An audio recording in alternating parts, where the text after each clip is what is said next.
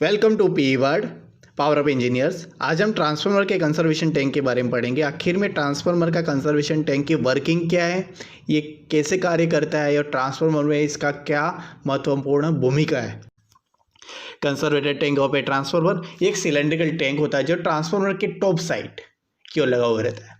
Transformer के conservation tank का मुख्य कार्य ट्रांसफार्मर के अंदर ऑयल के एक्सपेंशन को मुख्य रूप से ये उचित मात्रा में इसको स्थान को प्रदान करता है। जो आप पिक्चर में देख रहे हैं, इसके ऊपर में ये सिलेंड्रिकल टैंक है, यही तो कंजर्वेशन टैंक होता है। इसके अंदर ऑयल भरा हुआ रहता है। Okay, next slide is function of conservation tank of a transformer. जब ट्रांसफार्मर लोड कंडीशन में होता है तो एम्बिएंट टेम्परेचर से इसका टेम्परेचर बढ़ने लग जाता है। तो ऑयल जो भी रहता है, जब इसका टेम्परेचर बढ़ेगा तो ऑयल क्या होगा, गर्म ही होगा। ऑयल गर्म होगा तो इसका वॉल्यूम बढ़ेगा। हमको ऑब्वियसली पता है कि कोई भी चीज़ गर्म होती है तो वो चीज़ फैलती ज़्यादा है।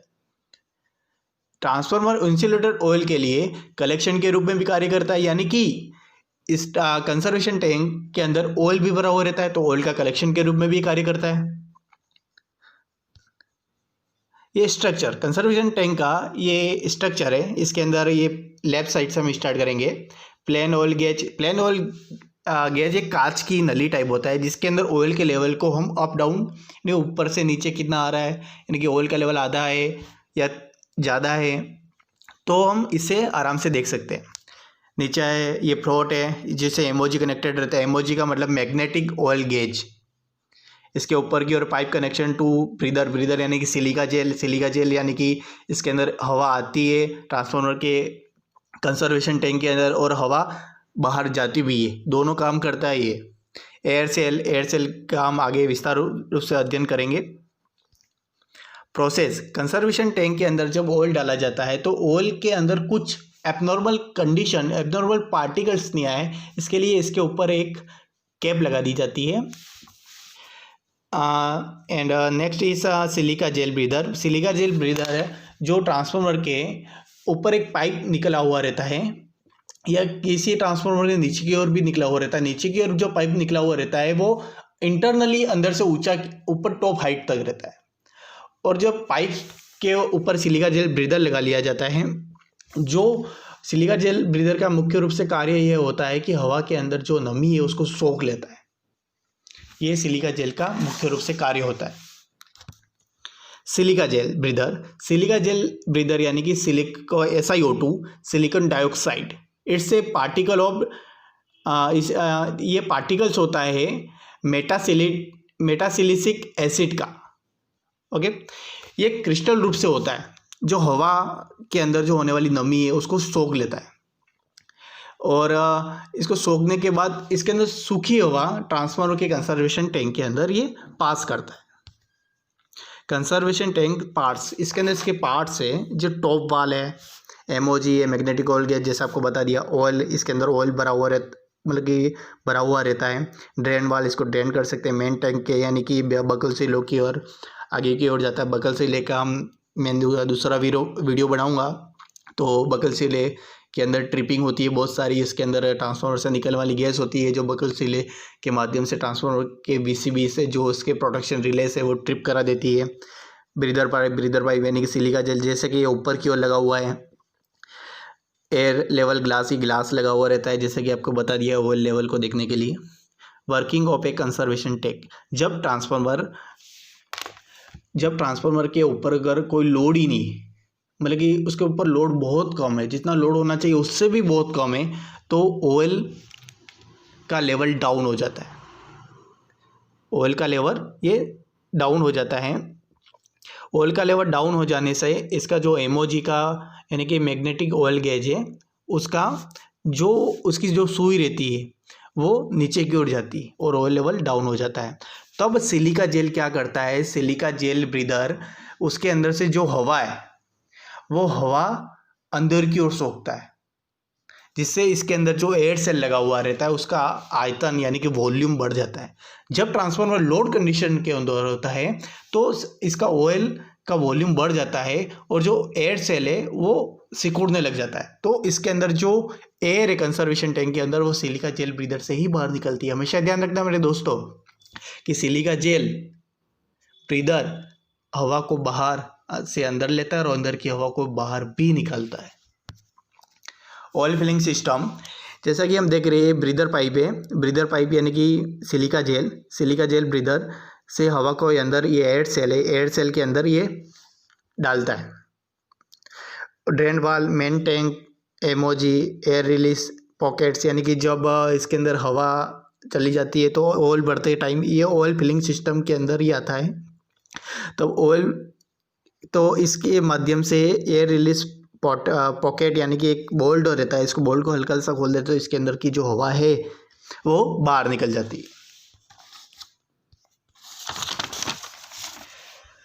एनबीआर, कोई बता पाएगा एनबीआर का मतलब क्या होता है? एनबीआर का मतलब होता है नाइट्रिल ब्यूटाडाइन रबर, जो कंजर्वेशन टैंक के अंदर एक बैग रूप में होता है, जो नाइट्रिल ब्यूटाडाइन रबर से बना हुआ रहता है। यह बहुत ही अच्छा रबर होता है और रेजिस्टेंस एंड पेट्रोल्स ETC के लिए ये यूज़ में होता है। इसका काम क्या रहता है? इसका काम क्या रहता है कि जब इसका लोड कम हो जाता है ट्रांसफार्मर का, तो सिलिका ब्रीदर से जो हवा ट्रांसफर कंजर्वेशन टैंक के अंदर आती है, तो ये जब लोड कम होने की कंडीशन बता रहा हूँ, तो ये इसका वॉल्यूम बढ़ जाता है, इस एयर सेल का वॉल्यूम बढ़ जाता है, तो इसका ऑयल लेवल ऑटोमेटिक डाउन हो जाता है। ऑटोमेटिक ऑयल लेवल डाउन हो जाता है तो इसका एमओजी से जो ड्रेन वाल, इसका जो फ्लोट कनेक्टेड रहता है वो ऑब्वियसली डाउन हो जाएगा। जैसे वो डाउन हो जाएगा तो हमको बाहर का ऑयल का लेवल पता चल जाएगा कि भाई इसका ऑयल लेवल डाउन हो गया है, तो हमको इसके अंदर ट्रांसफार्मर को लोड कंडीशन में लाना चाहिए। हमेशा ट्रांसफार्मर 60 से 70% लोड कंडीशन में ऑब्वियसली होना चाहिए और इसका ऑयल लेवल 3/4 से एबो नहीं होना चाहिए और इसका ऑयल लेवल 1/2 से बिलो नहीं जाना चाहिए। This is a standard is my experience. और जब ट्रांसफार्मर लोड कंडीशन में रहता है तो ऑयल का वॉल्यूम बढ़ जाता है, तो इसके अंदर जो एयर सेल है वो एयर सेल सिकुड़ने लगता है, तो अंदर की हवा को ये बाहर भेजता है। ये जो बैग लगा हुआ है ब्लैक कलर का, नाइट्रिल ब्यूटाडाइन रबर से ही बना हुआ रहता है। हवा कंजर्वेशन ट्रांसफार्मर में जाती ही नहीं है, हवा इस बैग के अंदर जाती है। ठीक है, ये जो एमओजी है, मैग्नेटिक ऑयल गेज, ये मिनिमम मैक्सिमम कई पर भी 0, 1/4, 1/2, 3/4 ये इंडिकेट भी लगा हुआ रहता है। MOG magnetic oil level gauge, जैसे ही हम देख रहे हैं बाहर की ओर जो घड़ीनुमा लगा है वो मैग्नेटिक ऑयल लेवल गेज रहता है। A magnetic oil level gauge MOG is a device used to indicate the position of transformer insulating oil level in conservator of a transformer. This is a mechanical device, ये mechanical device रहता है। इसके parts होते हैं 1 float, bevel, gear arrangement and indicating dial. इसके ऊपर अब जैसा कि मैंने आपको बताया, it has some intermediated divisions such as 1/4, 1/1, 3/4। तो इसके ऊपर इंडिकेशन लगे हुए रहते हैं जिससे हमें पता चल जाता है कि भाई इसका ऑयल लेवल डाउन हो रहा है, इसका ऑयल लेवल अप हो रहा है। एमओजी वर्किंग ये एक प्रकार से सिंगल डायग्राम है। ये प्लॉट लगा हुआ रहता है, इनर शाफ्ट रहती है, मैग्नेटिक कपलिंग रहती है, आउटर शाफ्ट रहता है। ये प्लॉट ऊपर नीचे होता रहता है जब transformer loading condition unloading condition के अकॉर्डिंग होता है। ये जो एयर सेल लगा हुआ है, बैग है, उसके नीचे फ्लोट लगा हुआ रहता है। ये फ्लोट से, जैसे कि अभी बैग है ये 1/2 कंडीशन पे है, तो जैसे कि ये स्ट्रेट है, स्ट्रेट का मतलब 1/2 कंडीशन, यानी कि ट्रांसफार्मर का ऑयल 1/2 यानी 50% ये भरा हुआ है। तो इसका सिस्टम ये बोल रहा है कि ये एयर बैग इसको दबाए हुए, तो एयर सेल इसको दबाए हुए, तो इसका ऑयल लेवल अभी 1/2 ये शो करेगा एमओजी के अंदर, मैग्नेटिक ऑयल गेज के अंदर। जैसे अंदर ट्रांसफार्मर का ऑयल बढ़ता है तो ये एयर बैग सिकुड़ने लगता है और इसकी हवा यहाँ से बाहर की ओर निकल जाती है, जिससे इस ट्रांसफार्मर का ऑयल लेवल हमको 3/4 देखने को मिलता है। सब्सक्राइब करें my channel P words. Thank you और बेल आइकन दबाना ना भूलें।